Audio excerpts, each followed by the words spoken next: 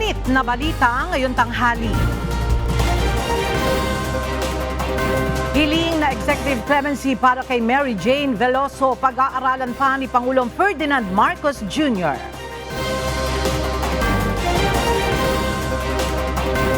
Chief of Staff ng Office of the Vice President pinatawa ng contempt ng House panel.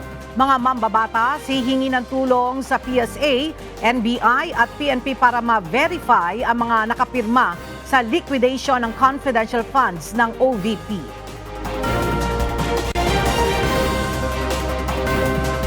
Bago at mas makataong estratehiya sa kampanya kontra iligal na droga, inihahanda na ng 13 National Police.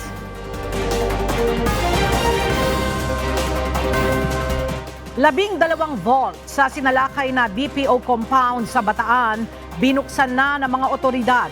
Higit 29 million pesos na cash at foreign currencies nakuha sa vault.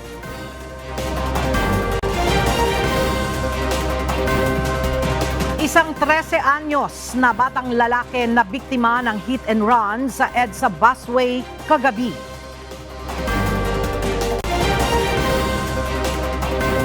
At pag-asa nagbabala sa posibleng pag-iral ng La Niña phenomenon simula sa Disyembre. Magandang tanghali mga kasangbahay. Ngayon po ay araw ng Huwebes, November 21, 2024. Tayo po ay sabayang napapakinggan sa Radyo La Verdad 1350, ang UNTV Radio. At una sa mga balita ngayong tanghali. Naghahanda na ang Department of Justice sakaling matuloy na ang pagbabalik sa Pilipinas ni Mary Jane Veloso. Ayon kay Pangulong Ferdinand Marcos Jr., ang pagpapauwi kay Mary Jane ay pagpapakita lamang ng malalim na relasyon ng Pilipinas at Indonesia na nagkakaisa sa pagbibigay ng hustisya. Narito ang report ni Nel Maribuhok. Posibleng idiretso sa Correctional Institution for Women si Mary Jane Veloso pagdating sa Pilipinas.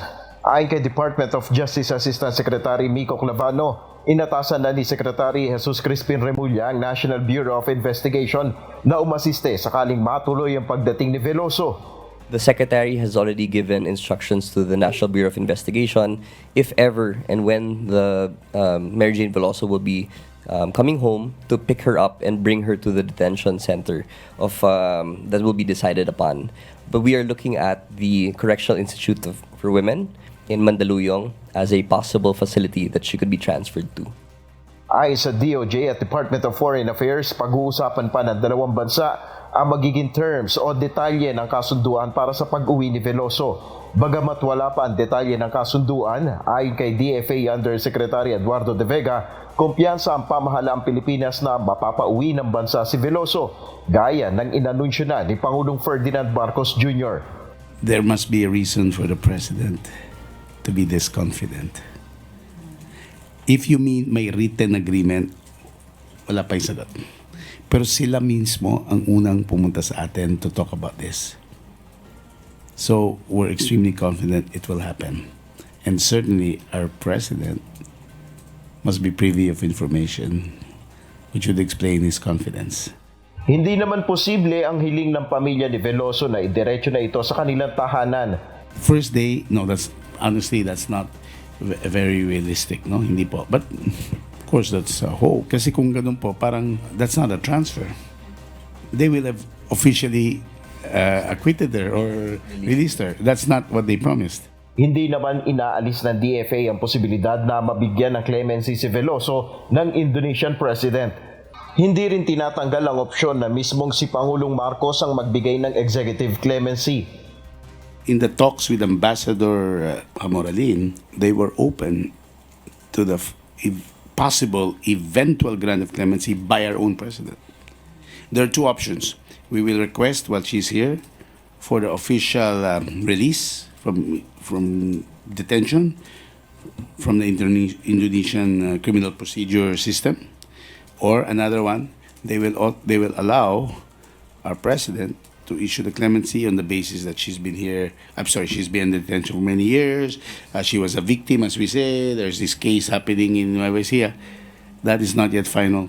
Naglabas ng bagong polisiya ang kasalukuyang administrasyon ng Indonesia sa pamumuno ng newly elected president na si Prabowo Subianto na repatriation o paglilipat ng foreign detainees pabalik sa kanilang home country. Nel Maribuhok, UNTV News and Rescue, Diyos ang aming sandigan, serbisyo publiko ang aming pinahalagahan. Hindi na kinatatakutan ng pamilya ni Mary Jane Veloso ang kanyang pagbabalik sa Pilipinas. Ito ang inihayag ng nanay ni Mary Jane matapos makaranas umano noon ng pangaharas. Ang detalye sa report ni Asher Cadapan Jr. Hindi inaasahan ng pamilya ni Mary Jane Veloso ang pagpapauwi sa kanya mula sa pagkakapiit nito sa Indonesia. Ito ay matapos i-anunsyo ni Pangulong Ferdinand Marcos Jr. na makauuwi na rin si Veloso sa bansa. 14 na taong nakulong si Veloso sa Indonesia matapos makumpiskahan ang iligal na droga pagdating nito sa paliparan sa naturang bansa. Pinatawan nito ng death sentence na kalaunan ay nabinbin dahil sa mga apela ng gobyerno ng Pilipinas na nabiktima lang umano si Veloso ng human trafficking. Ayon kay Nanay Celia, hindi na rin ito nangangamba sa pag-uwi ng anak mula sa banta kaugnay ng kaso ni Mary Jane.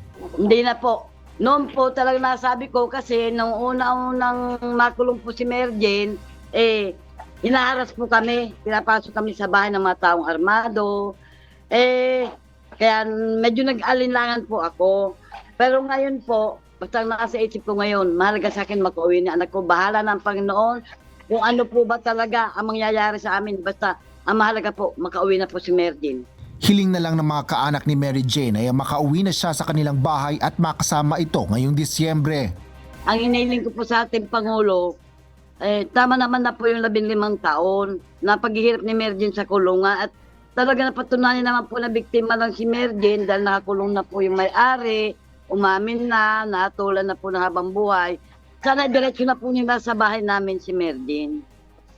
Huwag na po sanang ikulong. Sa opisyal na pahayag, nanawagan rin ng legal counsel ni Veloso kay Pangulong Ferdinand Marcos Jr. na bigyan siya ng executive clemency o pagpapatawa dahil sa humanitarian grounds at hustisya. Asher Cadapan Jr., UNTV News and Rescue. Diyos ang aming sandigan, serbisyo publiko ang aming pinahalagahan. Naniniwala si Senate President Francis Cheese Escudero na palalayain ni Pangulong Ferdinand Bongbong Marcos Jr. si Mary Jane Veloso sa oras na makauwi na ito ng Pilipinas. Samantala, hinikayat naman ni Senate President Pro Tempore Jinggoy Estrada ang Department of Justice na repasuhin ang kaso ni Veloso. Mula sa Senado, nagbabalik si Asher Cadapan Jr. live. Asher, ano ang nakikita ng Senado na magiging proseso sa pagpapalaya ng Pangulo kay Mary Jane Veloso?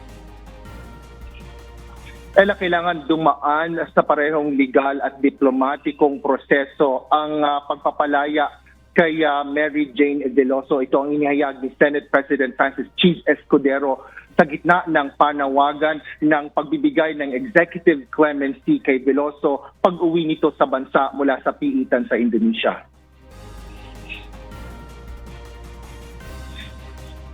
Naniniwala si Escudero na bibigyan ni President Bongbong Marcos Jr. si Veloso ng executive clemency o pagpapalaya ng Pangulo. Ngunit nangangailangan anya ito ng karampatang kortesiya sa Indonesian government. Gayunman, sinabi ng mambabatas ng higit na mahalaga ngayon ay ang makauwi na sa Pilipinas si Veloso matapos ang 14 na taon na pagkakakulong sa Indonesia.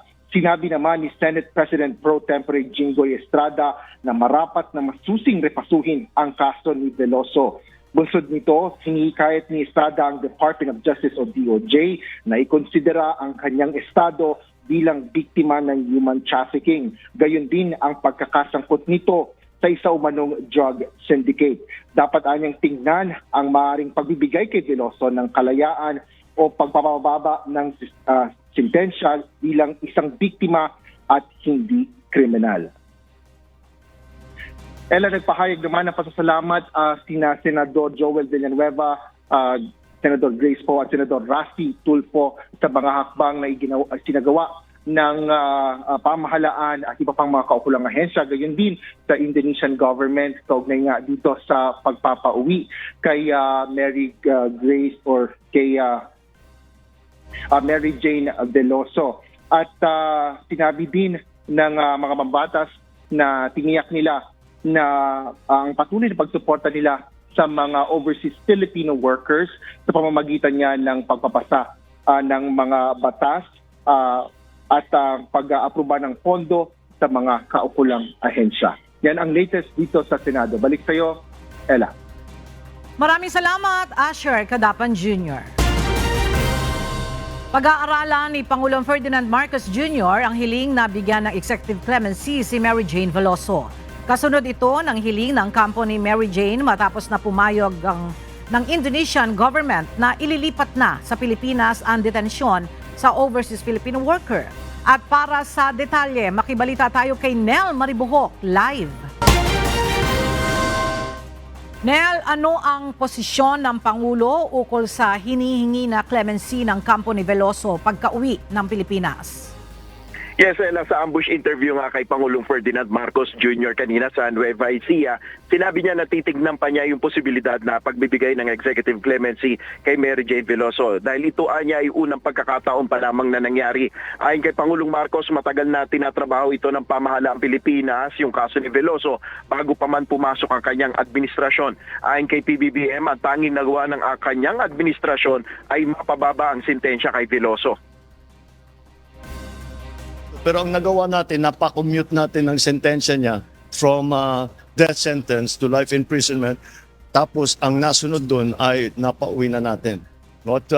We will have to decide what will happen next. Nagpasalamat si PBBM kay dating Indonesian President Joko Widodo, gayon din sa newly elected President na si Prabowo Subianto. Hintayin pa natin yung iba pang detalye dahil base sa impormasyon mula sa Malacanang ay maglalabas pa ng pahayag ang DFA ukol dito. Yan muna ang ating update. Balik sa iyo, Ella. Maraming salamat, Nel Maribuhok. Inihanda na ng Philippine National Police o PNP ang bago at mas makataong kampanya laban sa illegal na droga. Ayon kay PNP Chief Police General Romel Francisco Marbil, ito ay sa pamamagitan ng kanilang Anti-Illegal Drug Campaign Roadmap 2024 to 2028. Mula sa Camp Crame, makibalita tayo kay Lea Ilagan live. Lea, ano ang mga bagong estratehiya na nakapaloob dito sa bagong illegal drug war campaign na inihahanda ng PNP? Magandang tanghali sa ULA, ito sa pamamagitan nga ng makabago at human rights-based na estratehiya sa kanilang kampanya kontra illegal na droga. Ayon kay PNP Chief Police General Romel Francisco Marbil, ito ay sa pamamagitan ng kanilang Anti-Illegal Drug Campaign Roadmap 2024 hanggang 2028. Binigyang diin ni Chief PNP na sa ilalim ng bagong estratehiya, paiigtingin pa rin ang kampanya kontra illegal na droga subalit sa mas makataong pamamaraan na hindi daw humahantong sa patayan. Sinabi pa ni General Bill na ang hakbang ay bunga ng mga aral sa mga nakalipas at pagkilala na rin sa sakripisyo ng libu-libong pulis na nag-alay ng buhay habang gumaganap sa kanilang tungkulin. Layon daw nito, Ella, na pangalagaan ang dignidad ng bawat Pilipino at bigyang halaga ang mga ginawang sakripisyo ng mga pulis para sa pagkakaroon ng isang Pilipinas na ligtas at malaya sa impluwensya ng ipinagbabawal na gamot. Ella? Maraming salamat, Lea Ilagan. Pinatawan ng contempt ng House Committee on Good Government and Public Accountability si Atty. Zuleika Lopez, Undersecretary at Chief of Staff sa tanggapan ni Vice President Sara Duterte. Mananatili ito sa premises ng House of Representatives sa loob ng 5 araw. Ang detalye sa ulat ni Rosalie Coz. Undue interference o labis na panghimasok sa pagsasagawa ng pagdinig. Ito ang dahilan kung bakit pinatawa ng contempt ng House Committee on Good Government and Public Accountability si Atty. Zuleika Lopez, ang Undersecretary at Chief of Staff ni Vice President Sara Duterte. Ang House panel ang nag-iimbestiga sa paggastos ng confidential funds ng Office of the Vice President mula 2022 hanggang 2023. Gayon din sa confidential funds ng Department of Education sa ilalim ng termino ni VP Duterte noong nakalipas sa taon. Si House Deputy Minority Leader at ACT Teachers Party List Representative Franz Castro ang naghain ng motion na pinagtibay naman ng komite. May I move, Mr. Chairs, na nag-violate si Atty. Lopez dito sa ating proceedings or doon sa ating trabaho due to this Section 11, letter F, undue interference in the conduct of proceedings, may I move to cite Attorney Lopez in contempt, Mr. Chair. I move. 5 araw na madidetain si Lopez sa premises ng House of Representatives mula gabi ng Miyerkules November 20 hanggang Lunes November 25. Sa araw ding yaon, inaasahan ang susunod na pagdinig ng House panel. Bago ang pagpapataw ng contempt, iginigiit ni Lopez na wala itong kinalaman o personal na kaalaman sa paggamit, disbursement o paglalabas at liquidation ng confidential funds. Anya, nangangasiwa siya sa pagpapatupad ng socio-economic programs at external communication ng OVP.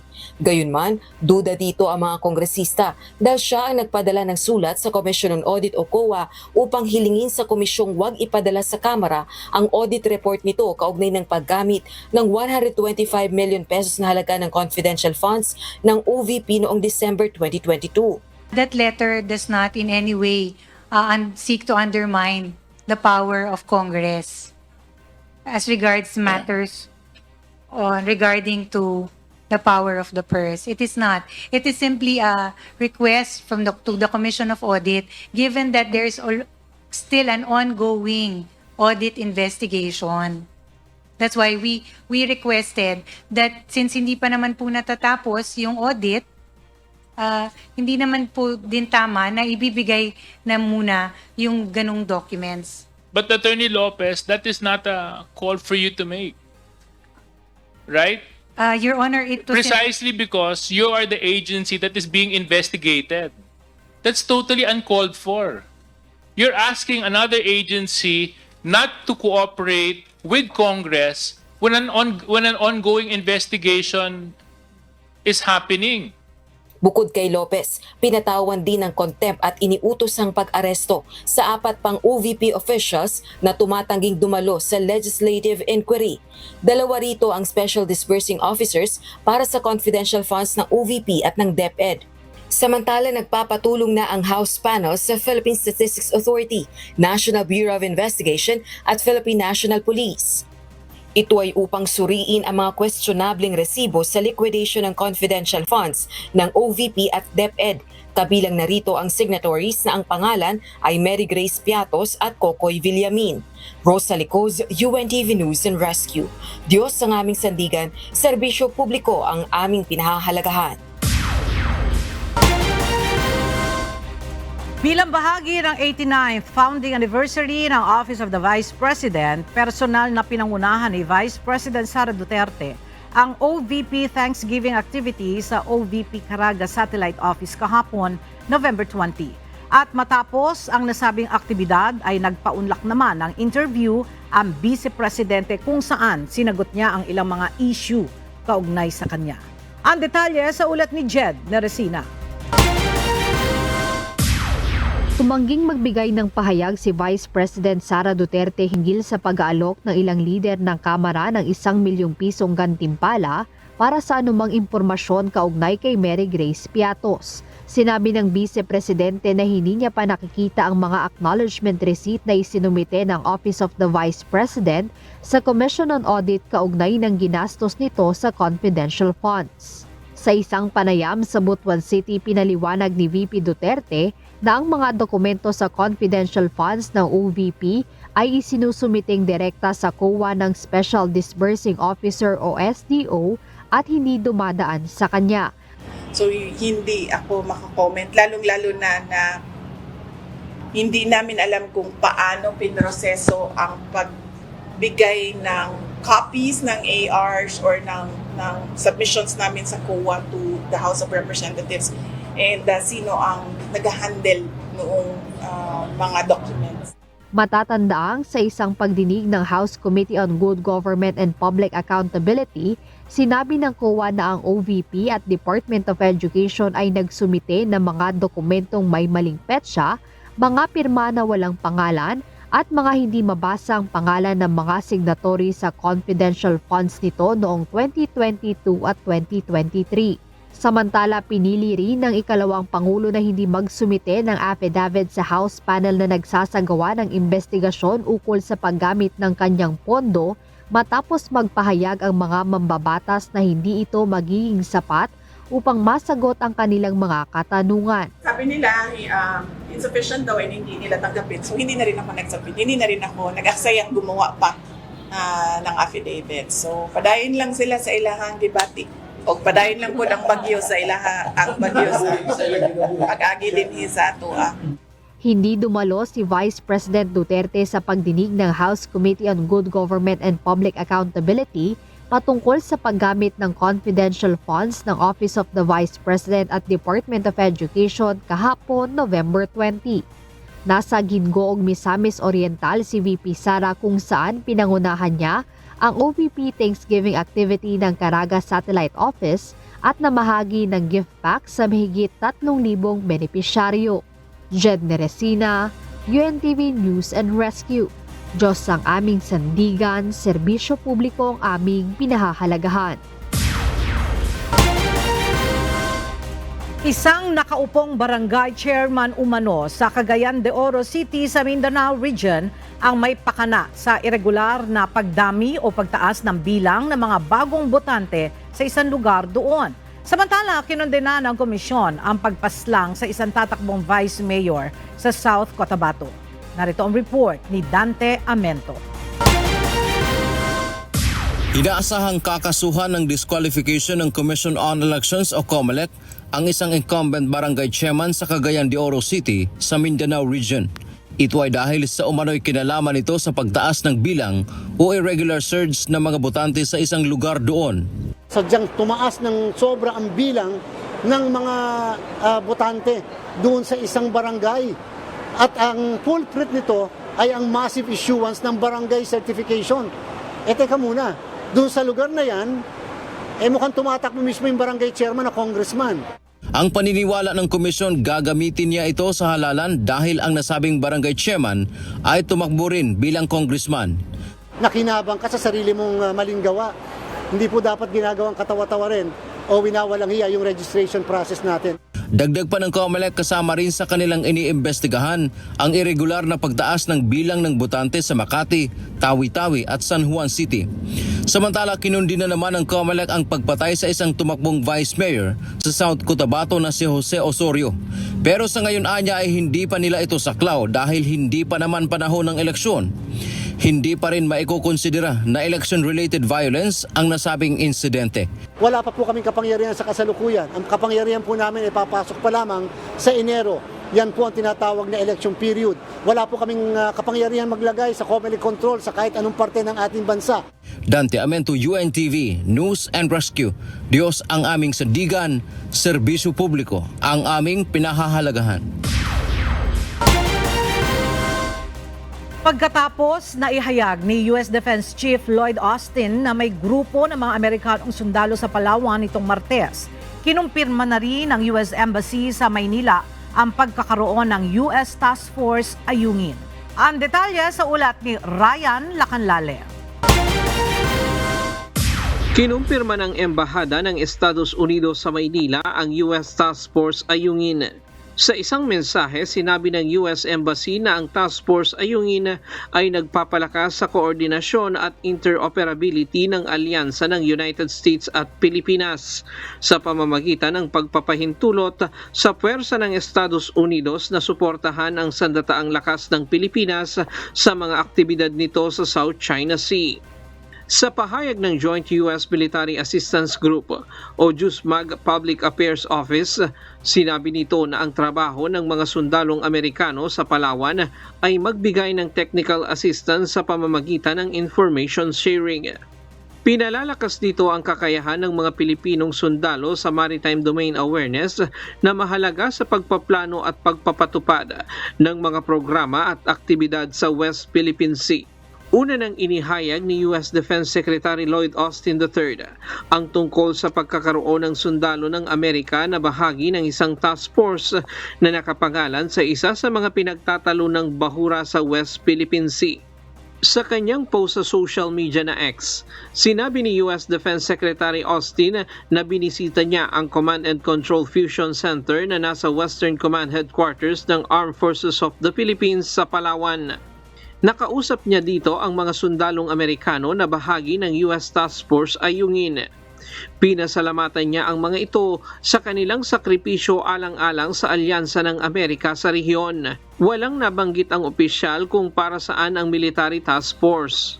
Ngunit kapansin-pansin na nakapangalan ito sa Ayungin Shoal, isa sa mga bahura sa West Philippine Sea na bahagi ng teritoryo ng Pilipinas. Kasama ni Austin sa pagbisita sa AFP Westcom nitong Martes, sina Defense Secretary Gilberto Chodoro at US Ambassador to the Philippines Mary Kay Carlson. Sa kanilang pagbisita sa Western Command, isa sa ininspeksyon nila ang drone boat na galing sa Amerika, ang unmanned surface vessel na magagamit sa pagbabantay sa West Philippine Sea. Sa kabila ng napipintong pagpapalit ng administrasyon ng Estados Unidos, tiwala si Chodoro na matatanggap pa rin ng Pilipinas ang $500 million na military aid na ipinangako ng Amerika. Kung ano ang mangyayari after January, hindi ko alam. Pero kumpiyansado pa rin ako dahil pareho naman ang mga interest natin, hindi nagbabago ito. Ryan Lacanlale, UNTV News and Rescue. Diyos ang aming sandigan, serbisyo publiko ang aming pinahahalagahan. Hindi lamang umano mga pekeng produkto ang ginagawa ng China ngayon ayon sa isang mambabatas. Sa halip, mayroon na rin silang mga pekeng fishing boats na pinadadala sa West Philippine Sea. Para sa detalye, makibalita tayo kay Dante Amento live.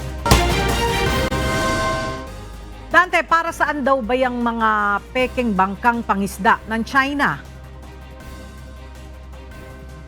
Magandang tanghali, Ella. Sa isang pahayag no sinabi ni Surigao del Norte Representative Robert Ace Barbers na pinupuno daw at nagdideploy ng mga military vessel itong China diyan sa West Philippine Sea. Ito anya ay pinalilitaw, Ella, ng China ng mga fishing boat pero ang mga lula nito ay miyembro ng Chinese Coast Guard at gayon din ng Chinese Navy. Kung noong una anya ay kilala ang China sa pagtitinda ng mga pekeng produkto, ngayon naman ay mayroon na silang mga pekeng fishing boat sa West Philippine Sea. Dagdag pa naman babatas, ang impormasyon ay batay sa pahayag ni Department of National Defense Secretary Gilbert Chodoro matapos ang kanilang pagbisita ng kanyang counterpart sa Estados Unidos diyan sa Palawan, Kamakailan. Sa paniniwala nito ay may mga military personnel din anya ang China na pinapasok sa Pilipinas na nagpapakunwaring nagtatrabaho sa Pogo. Pero ang layon ay magsagawa naman ng surveillance. Giniit din ito, Ella, no, nitong mambabatas na ang kanila umanong karapatan diyan sa West Philippine Sea, nasabi nga nilang 9-dash line o kaya itong sinasabi nilang 11-dash line, pero ang sinasabi ni Barbers, bigo naman ang China na kilalanin yung ating karapatan sa West Philippine Sea, kaugnay naman sa inilabas nga na kautusan ng The Hague noong 2016. Yaman nating update mula dito sa Kamara. Balik sa iyo, Ella. Maraming salamat, Dante Amento. 12 vault sa sinalakay na Business Process Outsourcing o BPO compound sa Bataan ang binuksan na ng mga otoridad. Isinagawa ito 3 linggo ang nakararaan matapos isagawa ang raid. Narito ang report ni Ryan Lacanlale. Armado ng warrant, binalikan ng mga otoridad ang mga vault sa Central 1 Bataan sa Bagak, Bataan kahapon ng hapon. Ito ay pagkatapos makakuha sa Regional Trial Court Branch 81 ng Malolos, Bulacan ng warrant to break open. Kasama ang mga kinatawan ng CIDG, PAOK, AMLAC, barangay official, media at representative ng Central 1 Bataan, isa-isang binuksan ng mga vault. Ayon sa abogado ng Central 1 Bataan, makikipag-cooperate sila sa pagbubukas ng mga vault. Well, we are here cooperating with the authorities. In fact, we are here voluntarily. Kung kaya pong i-open yung mga vaults through the passcodes, we are here. Yung nga lang po yung mga keys, meron pong mga vaults na kailangan ng passcode and keys. Fortunately, yung keys, they are missing. 12 sa 14 na vault na lamang ang binuksan dahil ang dalawa dito bukas na nang magsagawa ng raid ang mga otoridad noong October 31. Kung saan nakakuha ng mahigit 29 million pesos na cash ang mga otoridad at mahigit 2 milyon naman ang iba't ibang foreign currency. Sinubukang buksan ng ilan sa mga vault sa pamamagitan ng susi pero hindi umubra, kaya sapilitan itong binuksan sa pamamagitan ng spreader cutter. Sa pagbubukas ng mga vault, bulto-bultong pera ang nakuha. May mga dokumento rin na susuriin ng mga otoridad. Umabot sa mahigit 112 million pesos ang na-recover na pera at iba't ibang mga foreign currency. Ayon kay Attorney Don Chong, ang legal counsel ng Central 1 Bataan, ang mga pera ay para sa operational expenses gaya ng sahod ng mga empleyado at pambayad sa supplier. Yung pera, operations po ito. It's a big company employing 1,600 employees. So, this money used for operations, for salary, for payment ng mga various suppliers, etc. Aniya, wala silang tinatago sa kumpanya. Gagamitin ang mga nakuhang dokumento at mga pera sa posibleng mga kasong kakaharapin ng kumpanya. Ryan Lacanlale, UNTV News and Rescue. Diyos ang aming sandigan, serbisyo publiko ang aming pinahahalagahan. Umabot na sa 12 tao ang bilang ng mga namatay matapos ang 3 magkakasunod na bagyong tumamas sa Pilipinas. Base sa latest report ng National Disaster Risk Reduction and Management Council o NDRRMC, bukod sa 12 nasawi, mayroon ding 16 na naitalang sugatan at 4 na nawawala matapos ang bagyong Nika, Ophel at Pepito. Umabot sa mahigit 3.5 milyon na mga Pilipino ang naapektuhan ng sunod-sunod na kalamidad. Samantala, lumobo pa sa mahigit 2 bilyong piso ang pinsalang iniwan ng mga bagyo sa sektor ng infrastruktura. Habang mahigit sa 29 million pesos naman ang naitalang pinsala sa sektor ng agrikultura. Sa ngayon ay patuloy ang isinasagawang relief operations ng pamahalaan sa mga lugar na lubhang sinalanta ng bagyo, habang sisimulan na rin ang recovery efforts. Nakikipag-ugnayan ngayon ang Japan International Cooperation Agency o JICA sa pamahalaan ng Pilipinas kaugnay ng isang collaboration sa aspeto ng early warning systems sa panahon ng bagyo.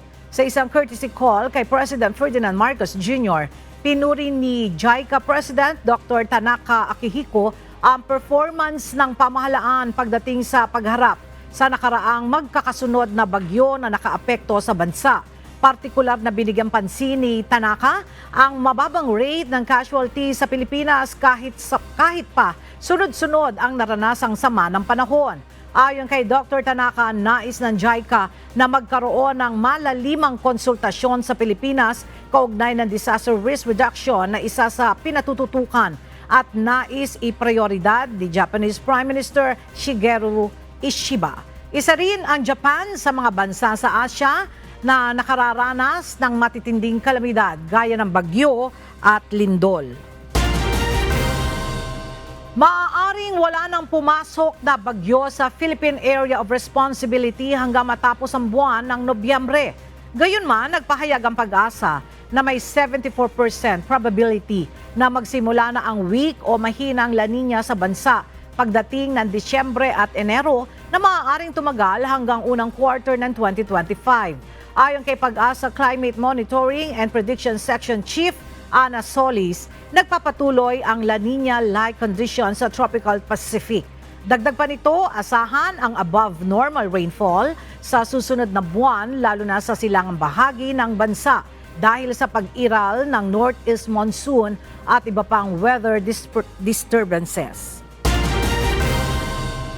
Plano ng Department of Education na amyendahan ang DepEd Order 37 o ang guidelines na nagiging batayan para sa mga kanselasyon ng klase sa tuwing may kalamidad. Ito ay matapos makaranas ang bansa ng 6 na bagyo sa nakalipas na buwan na naging dahilan ng maraming suspensyon ng pasok sa mga paaralan.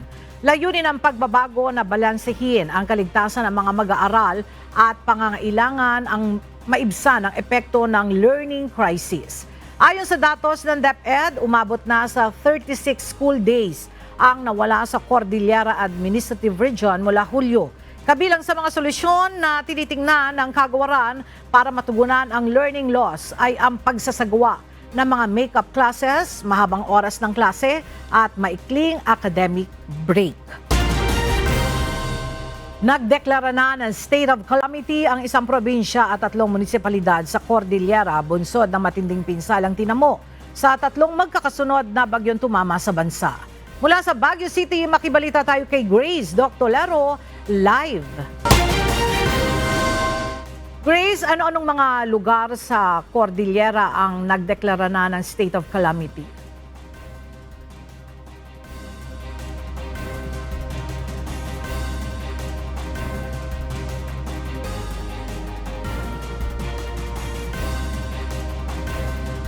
Alright, babalikan po natin ang pag-uulat niya ni Grace Doctolero.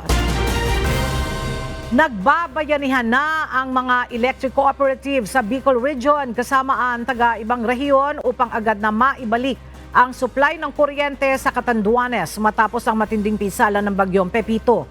At para sa detalye, makibalita tayo kay Ryan Salatandol live. Ryan, kailan nagsimula ang bayanihang ito na isinasagawa ng mga electric cooperative at kailan nila target na maibalik ulit ang supply ng kuryente sa Catanduanes? Yes, Ella, kahapon nagsimula ng bumiyahe papuntang Catanduanes ang mga electric cooperatives dito sa Bicol Region at ngayong araw ay nagsimula na silang tumulong sa pagre-restore, samantalang ang mga galing naman sa ibang rehiyon ay papunta na doon sa Catanduanes para mamaya or bukas ay makatulong na din sila at plano nila na mai-restore ang kuryente ng buong probinsya ng Catanduanes bago itong December 25 ngayong taon. Matindi ang iniwang pinsala ng bagyong Pepito sa lalawigan ng Catanduanes lalo pagdating sa supply ng kuryente. Kaya naman nagsagawa ng inisyatibo ang iba't ibang mga electric cooperative na tinawag na Task Force Kapatid upang mas mapabilis na maibalik ang supply ng kuryente sa lalawigan. Nasa 48 linemen ang ipinadala ng Bicol Electric Cooperative Association Incorporation kasama ang Albay Electric Cooperative o ALECO, Masbate Electric Cooperative o Maselco, Sorsogon Electric Cooperative o Soreco 1 and 2, Camarines Sur Electric Cooperative o Casoreco 1, Casoreco 3 at Camarines Norte Electric Cooperative o Canoreco.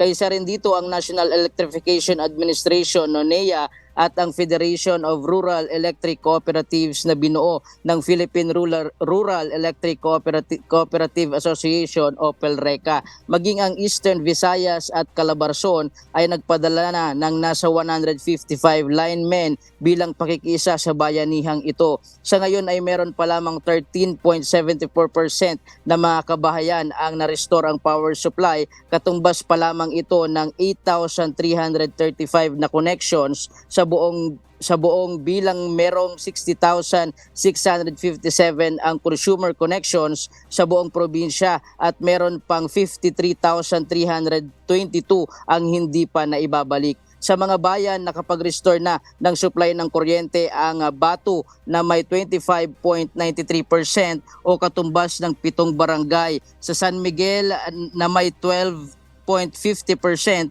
o 3 barangay pa lamang at sa Verac ay may 38.10% o katumbas ng 24 na barangay ang meron ng supply ng kuryente. Sa kabuuan, nasa 34 barangays o 10.7% ang naibalik na supply ng kuryente sa 315 barangays sa probinsya at mayroon pang natitirang 281 na barangay na pinagtutulungan ngayong maayos ng Task Force Kapatid. At yan muna ang update. Balik sa iyo, Ella. Maraming salamat, Ryan Salatandol. Samantala, balikan natin muli ang live report ni Grace Doctolero kaugnay sa mga lugar sa Cordillera na nagdeklara ng state of calamity dahil sa magkakasunod na bagyong tumama sa bansa. Grace, ano-anong mga lugar sa Cordillera ang nagdeklara na ng state of calamity? Yes, Ella, ang buong Apayao Province, ang bayan ng Paracelis Mountain Province, ang Aguinaldo at Alfonso Lista, Ifugao. Nakatutok ang iba't ibang ahensya sa pagtulong sa mga apektado, lalo na sa mga 4 na lugar na isinailalim sa state of calamity. Aabot sa mahigit 144 million ang danyo sa sektor ng infrastruktura dahil sa mga sunod-sunod na bagyo. Samantala, nakapagkaloob na rin ang DSWD at LGUs kabilang ang mga non-government organization ng mahigit 4 million na halaga ng humanitarian assistance sa mga apektado ng bagyo. Nakahanda rin sa ngayon ang mahigit 101 million relief resources na ipagkakaloob sa mga apektadong komunidad. Dahil sa epekto ng bagyong Pipito, muling ipinaalala ng ahensya ang lubusang pag-iingat upang maiwasan ang post-calamity casualty. Sa ngayon nga, Ella, ay patuloy pa rin ang pagsasagawa ng clearing operations ng DPWH Cordillera katuwang ang mga LGU sa mga road slide na naranasan sa Cordillera sa paghagupit ng bagyong Pipito. Yan muna ang balita. Balik sa iyo, Ella. Maraming salamat, Grace Doctolero. Pinangunahan ngayong araw ni Pangulong Ferdinand Marcos Jr. ang groundbreaking ceremony ng Meralco Terra Solar Project sa Nueva Ecija. Ang nasabing proyekto ay magsisilbing world's largest integrated solar and battery storage facility sa bansa na pakikinabangan ng mga mamamayan sa ilang bayan sa Nueva Ecija at Bulacan. Mula sa bayan ng Peñaranda sa Nueva Ecija, makibalita tayo kay Nestor Torres live. Nestor, papaano makatutulong itong pagtatayo ng Meralco Terra Solar at gaano kalawak ang kayang maabot nitong nasabing proyekto? Ella, magandang tanghali. Itatayo nga itong nasabing Terra Solar Project sa nasa 3,500 hectares. Almost same size lang din ito ng Pasig City na nasa 3,100 hectares. At matatagpuan ito sa 4 na bayan sa Nueva Ecija at 1 bayan sa Bulacan. Malaking pakinabang ito para sa clear and sustainable energy sa hinaharap. Isinagawa na ngayong araw ang groundbreaking ceremony para sa Terra Solar Project sa Barangay Calyos, Peñaranda, Nueva Ecija. Pinangunahan ito ni Pangulong Ferdinand Marcos Jr. at ng Terra Solar Philippines Incorporated o TSPI at ng Meralco Power Gen Corporation o MGen at SP New Energy Corporation o SPNEC. Kasama ni Pangulong Marcos si Meralco Chairman and CEO Manny Pangilinan. Sa nasabing proyekto, nagkakahalaga ng 4.0 billion US dollars o 200 billion pesos. Ang Terra Solar Project ay may 3,500 megawatts peak photovoltaic capacity at 4,500 megawatts hours battery energy storage system o BESS capacity. Makikinabang dito sa proyekto ang nasa 2.4 million household, kabilang na ang mga bayan ng Gapan, General Tino, Peñaranda, San Leonardo, San Nueva Ecija at sa Bulacan naman ay sa bayan ng San Miguel. Ang nasabing commercial operation dates nito ay para sa Phase 1 project ay sa February 26, 2026 at sa Phase 2 project ay sa February 26, 2027. Ayon sa Pangulo, ibang-iba ito at kauna-unaan pa lang sa bansa na napakahalaga para sa advancing technology ng bansa pagdating sa power supply. This is the largest solar power facility with battery. Meron 3,500 sa ibang lugar na 3,500 hectares. Ngunit yung kanila walang baterya. Ito lang ang una sa buong mundo na nagkaroon ng hindi lamang solar na 3,500 hectares, kung hindi may battery pa rin para tuloy-tuloy ang pagbigay ng kuryente sa grid.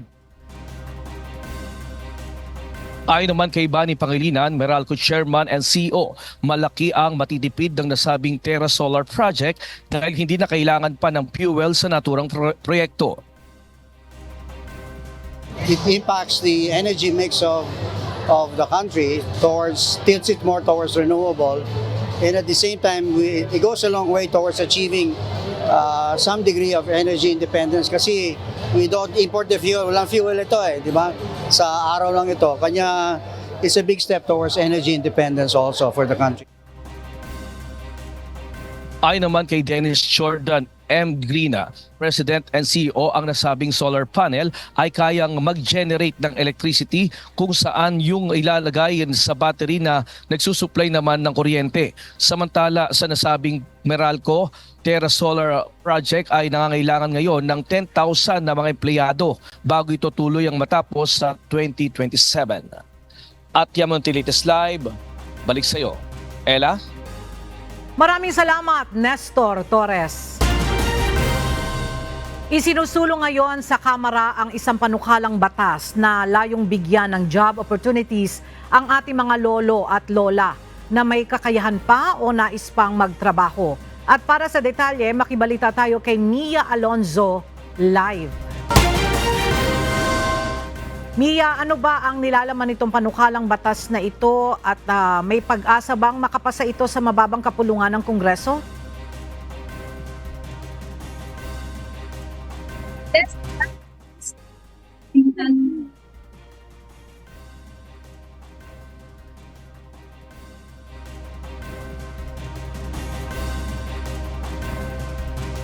Alright, babalikan po natin ang pag-ulat niyan ni Mia Alonzo. Nakatakdang magpulong ngayong araw ang mga miyembro ng Philippine Hospital Association kasama ang Department of Health. Inaasahan tatalakayin sa pulong ang isinusulong na 8-point action agenda ng DOH na may layuning mapalakas ang health sector at ang pagbibigay serbisyo sa ating mga kababayan. Mula sa Maynila, may report si Evan Alvarez live. Evan, ano ba ang detalye nitong 8-point agenda na isinusulong ng DOH at paano ito makatutulong sa ating mga kababayan? Itong 8-point agenda na isinusulong ng Department of Health o DOH ay set of goals at strategies ng kagawaran na nais nilang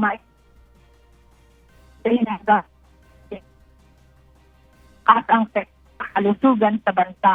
Kasama sa 8-point agenda ang pagtututok sa pangangalaga ng kalusugan ng bawat Pilipino, pagsusulong ng maayos care sa iba't ibang edad at mas matibay at na healthcare institution kung saan maaalagaan hindi lang ang mga pasyente, kundi pati rin ang kapakanan ng healthcare.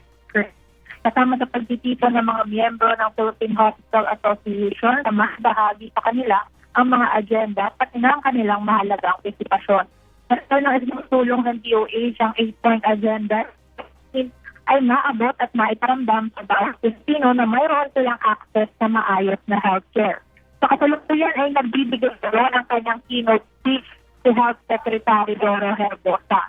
Bukod sa 8-point agenda program, nakalakay din ang Universal Healthcare Law at pagkakaabot ng primary healthcare sa pinakamahirap na lugar sa Pilipinas. Maliban dito ay may exhibition rin ng medical technologies na maaaring magamit sa specialization ng mga Pilipinong manggagamot. Yan muna ang update mula dito sa Manila Hotel. Balik sa inyo dyan, Ella. Maraming salamat, Evan Alvarez. Abiso sa publiko. Sinimulan na ng National Bureau of Investigation o NBI ang paglilipat ng kanilang opisina sa bago nitong lokasyon sa Pasay City. Ayon sa NBI, layunin nito na lalo pang mapag-ibayo ang kanilang serbisyo at magkaroon ng mas komportableng lugar para sa lahat ng mga kababayan natin na may transaksyon sa kanilang tanggapan. Binigyan din naman ng ahensya na hindi maapektuhan ang kanilang serbisyo at operasyon sa kabila ng gagawing paglilipat. Anila, mananatili pa rin ang kanilang NBI Clearance Center sa UN Avenue sa Maynila tuwing regular business hours. Tiniyak naman ng ahensya na magiging maayos ang gagawing transition sa kanilang paglipat sa bagong lokasyon. Sensitibong balita po, pasintabi sa aming mga manonood.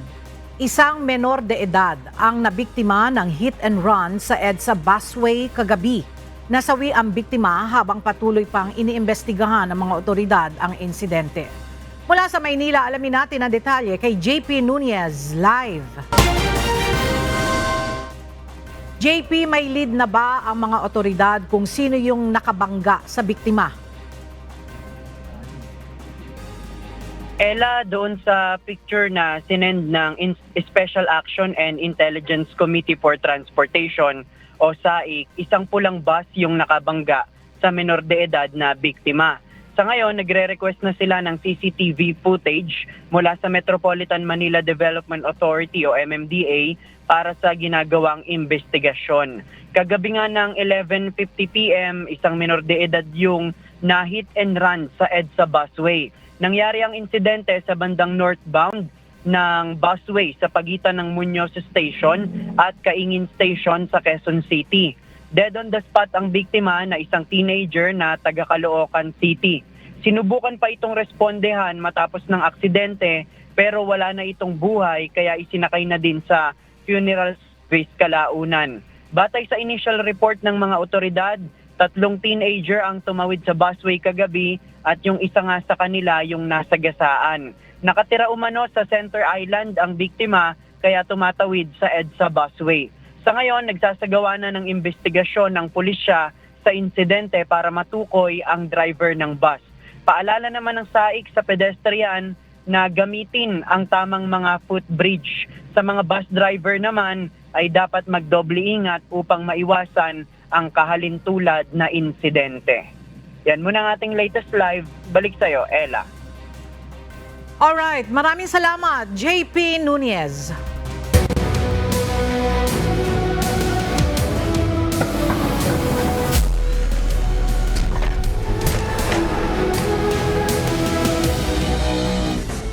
Giniba ng AFP Cavaliers ang NHA Home Masters sa kanilang bakbakan kahapon sa eliminations ng UNTV Cup Season 11. Samantalang pinatikim naman ng unang pagkatalo ng Ombudsman Graf Basters ang defending champion DA Food Masters habang nagrehistro ng kanilang ikalawang sunod na panalo ang Comelec Vanguards. Para sa detalye, narito ang report ni Bernard Dadis.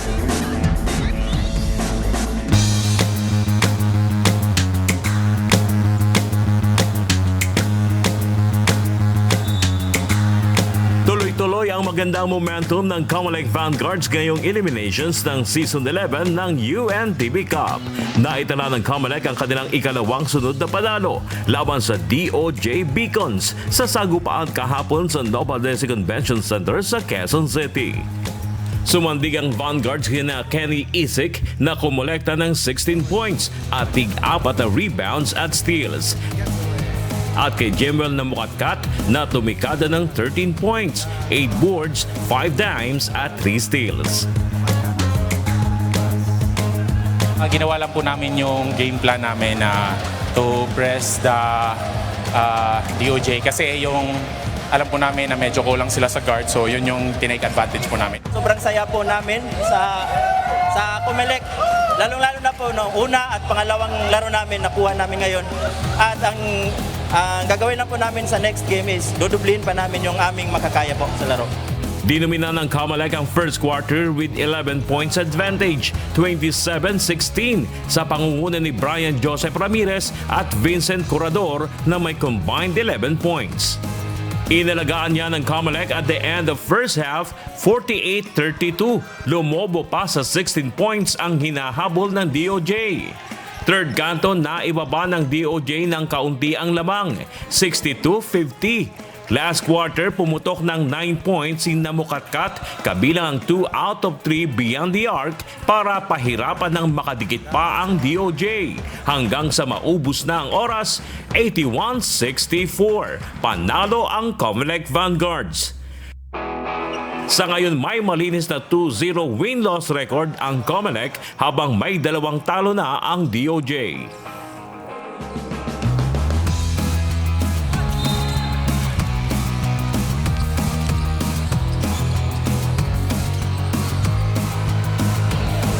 Nakatikim naman ang unang pagkatalo ngayong season ang defending champion DA Food Masters laban sa Ombudsman Graf Busters. Sa unang quarter, dikdikan lang ang laban, 27-26 pabor sa Graf Busters. Second frame, gumapas ng 11 points si Cianco sa quarter na ito para sa Food Masters, kaya sila naman ang lumamang, 46-51. Third kanto, bumwelta ang ombudsman with Harvey Montemayor dropping 9 points and Richard Ibanez 7 points para agawin na ang abante, 73-64. Napanatili ng ombudsman ang kanilang pag-arangkada hanggang sa huling segundo at di na pinaporma pa ang naghahabol na Foodmasters, 93-82. Best player of the game sina Paul Lodya na kumamada ng 10 points, 8 rebounds, 14 assists at 2 steals at block. At si Harvey Montemayor na may 21 points at 5 rebounds. Nakaka-pressure po noong una kasi kailangan po, unang defending champion po yung kalaban namin. Kailangan po na ipakita yung best. Sabi nga po ni Coach tsaka ni Boss AO po na every game sa championship game. Kaya bigay lang po lagi yung best. Napakasaya, malaking boost to para sa team namin. Almost 3 weeks na namin pinaghahandaan yung DA. Alam namin, championship caliber talaga sila. Sila pinakamahirap talunin ngayong season.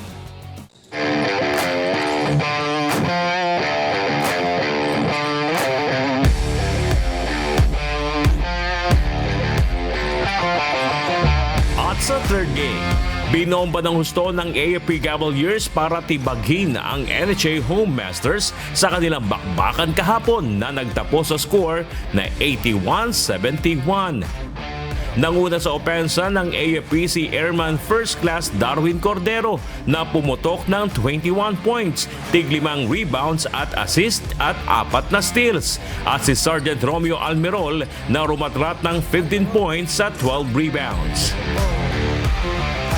Yung gelling namin na sa team, medyo okay naman na kasi araw-araw yung in-ensayo namin. Tapos yung coaches namin, ginaguide kami lagi. Kailangan kong mag-double effort para sana makapasok kami hopefully sa finals ngayong season 11. Sa ngayon ay may malinis na 2-0 win-loss record ang Cavaliers, habang ang NHA naman ay wala pang panalo sa huling 2 laban. Bernard Daddy's UNTV News and Rescue. Diyos ang aming sandigan, serbisyo publiko ang aming pinahalagahan.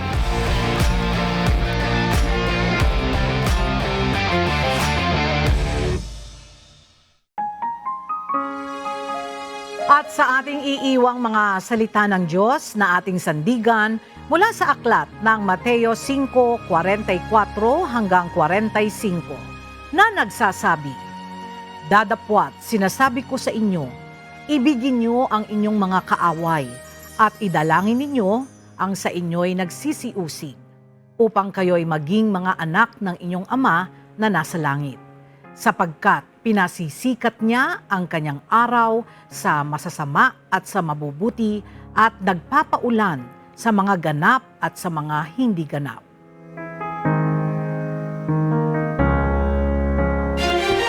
At yan ang mga balita namin tinutukan at inaksyonan. Dahil sa aming pagbabalita, una ang pagkalinga sa kapwa.